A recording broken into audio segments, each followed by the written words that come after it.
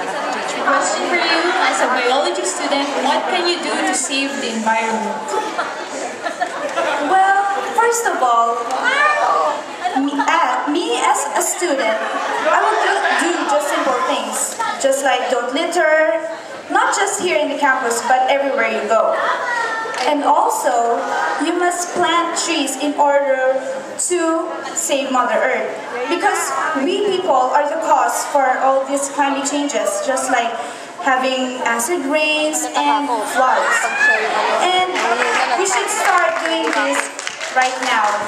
Right now, because there is still hope that we students need to plant trees, and we should also do some segregation in our trashes.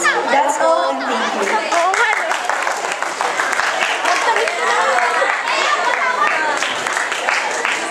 As a student, as a pure science student, as one of the greatest students, to contribute to the contribution of caring for the environment of not only the Philippines, but also of the whole global world.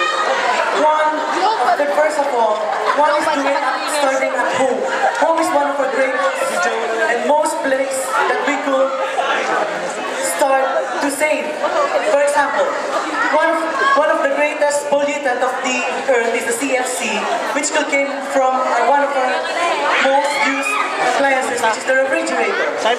Lowering down the coolant of the refrigerator may cause the less of CFC, less of the global warming. And secondly, don't litter.